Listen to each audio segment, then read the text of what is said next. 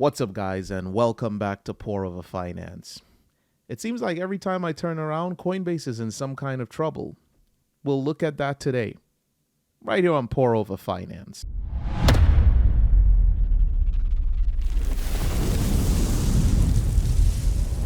It seems like every time we turn around, Coinbase is in some sort of trouble. They're always being sued, or the government is looking at something, or they're being sued by the government, or they're in a lawsuit with the government over securities. It seems like this company has a lot of problems in this space. So we'll take a look at another problem that they have that's taking place right now as we speak. But before we jump into that, what I'd like to do is just take a quick look at price of Bitcoin. You know, I took some losses because I didn't listen to some of the analysts. We tested 25,000 last week. And the analysts were saying this is a bear market rally. We're going to see the prices plummet. We could see it go as low as 17. And I don't know if we're going to see 17, but I'll tell you, we are taking some losses right now. We're at currently 21,480, which is almost a full $4,000 loss from last week. Had I sold when it was at the top, I would have made some nice gains, but I did not. So we'll see what happens in the coming weeks. But with more bad news potentially coming out from the Fed, with all of these macro events that are happening with China's economy and, of course, the Ukraine war, we don't know where things can go. I just know that sometimes these analysts are right. Sometimes the analysis is telling you what's going to happen and you don't listen and you take on some losses. Whatever. We'll keep moving. I'm a long-term holder. That's the reason why I didn't sell. But sometimes I have to consider maybe I could take some gains in the midst of a bear market. But whatever. We're going to go right into what's going on with Coinbase right now. As I mentioned, it seems like these guys are always in some form of litigation. Right now, we're looking at plaintiff in a Coinbase lawsuit raises issues of account lockouts and crypto as a security. Coinbase user claimed cryptocurrency exchange boldly flouts federal and state laws by not completing the proper registration as a security exchange in the United States. Now, I don't know if this is this guy's real problem. I mean, there is some legitimacy to it. Well, there's a lot of legitimacy to it. But I wonder if this was just something he threw in there because of his other complaints. And we'll speak about that. But clearly, they are in the, how can I put this? They are in the limelight right now for this whole securities thing. There's some securities that were listed by the SEC. Well, actually, some cryptos that were listed by the SEC that they said were securities. And the Coinbase is in a lot of hot water because of that. But let's continue to read on with what's going on with this particular new lawsuit. It says one user has filed a class action lawsuit against the crypto exchange Coinbase on behalf of account and wallet holders. That's me, who have had their accounts breached and incurred losses arising from unauthorized transfer of assets. I have not experienced that, but we'll continue. In an August 15th filing in the U.S. District Court of the Northern District of Georgia, plaintiff George Katula requested a jury trial against Coinbase, claiming the crypto exchange did not employ practices aimed at keeping users' accounts secure and had improperly and unreasonably locked clients out of their accounts during periods of peak volatility in the crypto market. Now that I can speak to because I have experienced that. So here in New York, we only have but so many choices because of this goofy bit license. Coinbase is one of our choices, and Gemini is one of our choices. And what I've experienced with Coinbase in terms of the volatility that's being discussed here, anytime the crypto market is in extreme volatility, prices are going up, prices are falling down, I've been in the position of, wanting to either purchase or sell or transfer or whatever the case may be at that time, and you can't do it. You get this error message, moving gears pop up, and you can't do anything. No transactions are allowed at that time. I've even had situations in which I have been able to get into the app or the browser and I've successfully purchased whatever currency I'm looking to purchase, and then I try to transfer it, and that's where the problem comes in again. It's the app stalls, the app gives errors. Same thing goes with the web browser. So my assumption has always been that during periods of peak volatility, these guys are actually trying to protect themselves by preventing users from either selling, transferring, buying, because the prices are low and they potentially can take losses like that. I don't know exactly what's going on, but I do know that I agree with this particular individual, this plaintiff, George Katula. That is 100% accurate. It's 100% true. I've experienced it, and I'd like it to stop. Quite frankly, if the market is volatile, get it together. Either you are in a very high-risk volatile market or you're not. And if you are in there, you cannot prevent users from being able to access their funds. I use Gemini, and I've accessed Gemini's exchange during periods of high volatility. I've had zero problems. So why is it that a bigger exchange with a lot more capital, why do they have this problem and Gemini does not? I honestly think that they're purposely doing this, and this is where I agree with this. I don't want to see Coinbase fall. I don't want to see them crash and burn, because again, a crypto exchange crashes and burns, the market becomes even more volatile. There's even more speculation. You know, people start to lose trust in this market. So I don't want to see them fall, but I do want to see that particular issue get cleared up. We'll continue reading. Coinbase has gone offline many times during periods of extreme volatility in the crypto market, prompting some users to take legal action. Again, I've experienced this. I agree with this. I've had it happen to me. It only takes place when the market is either going up really quickly or it's falling really quickly. It does this on a regular basis, and I would like to see this stopped. So I don't know what the outcome of this particular case is going to be, but this is something that I can personally say truly does happen, and I would like to see it stop. Coinbase is too much of a big entity to have these kinds of problems. Imagine not being able to access your bank account when there's, I don't know, crazy news in the financial markets. That's the equivalent of not being able to transact on your crypto exchanges during times of volatility. It needs to stop. If they want to be taken seriously, if they want to be legitimate, if they're speaking about having regulation, then they need to clear up these things. So we'll see how this goes.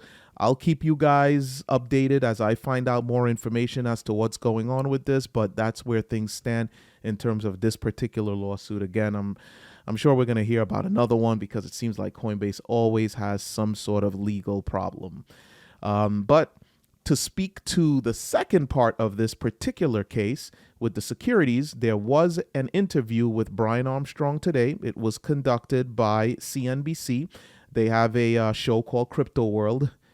They're my competitor, but I do listen to them because they give insight. They have the ability to access people and information that I personally cannot. So it's nice to keep yourself updated by listening to what these other news outlets have to say.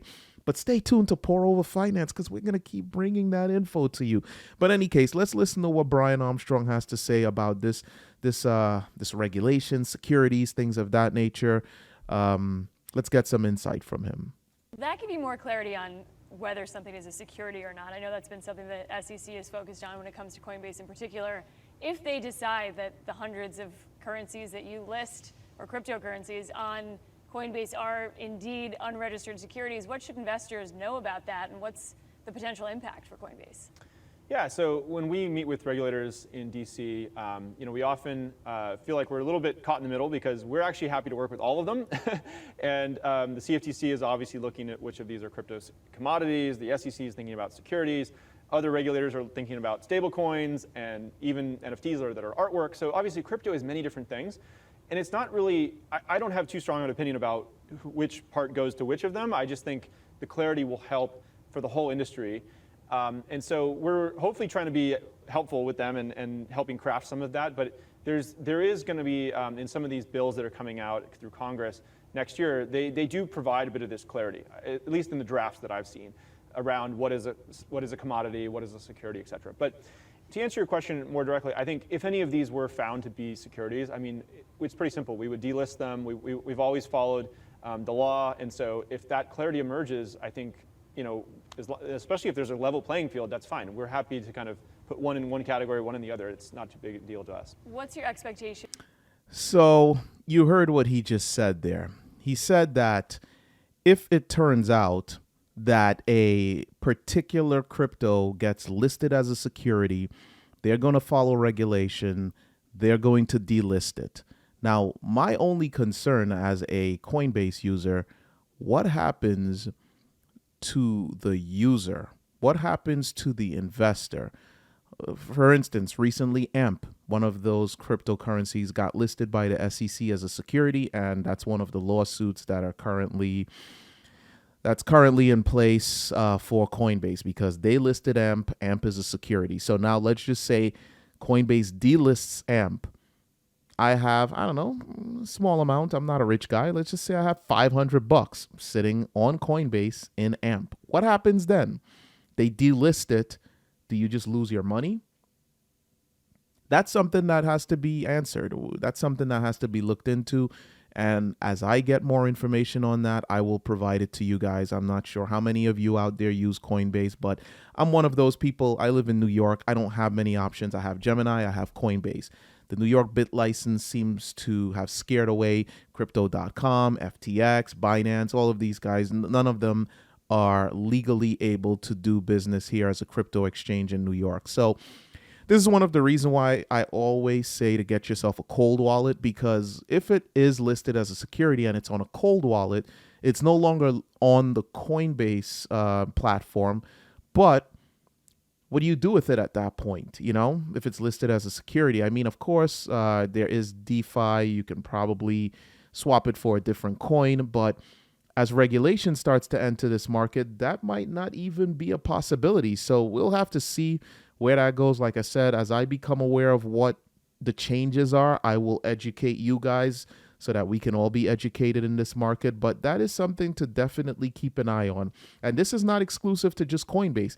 Any exchange that's going to do business in the United States of America, if they have a cryptocurrency that's listed as a security by the SEC, they're going to remove that from their exchange. Binance has done it.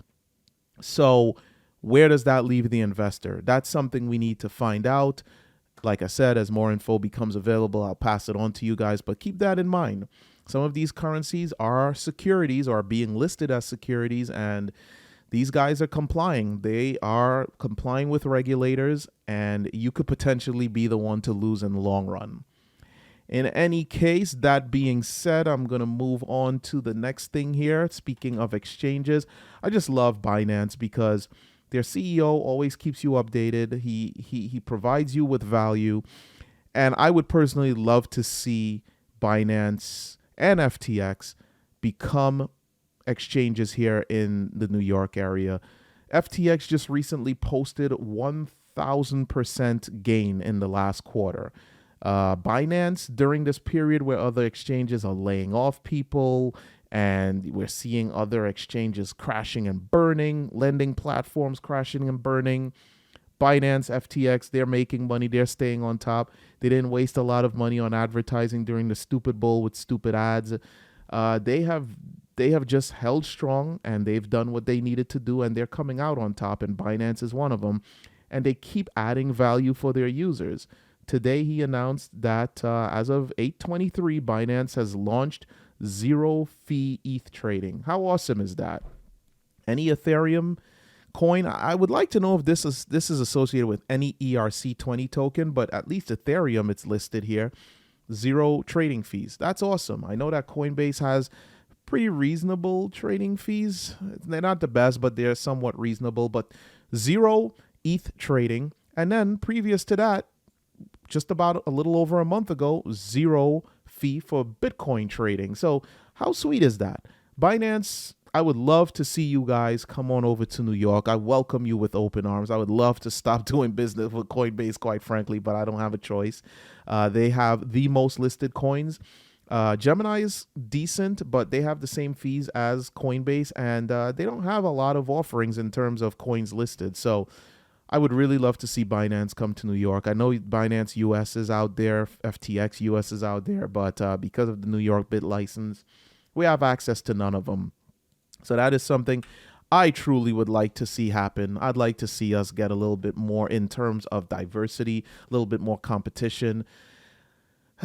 Because I know we're still very early to this industry, but I would like more options. Coinbase they're not it.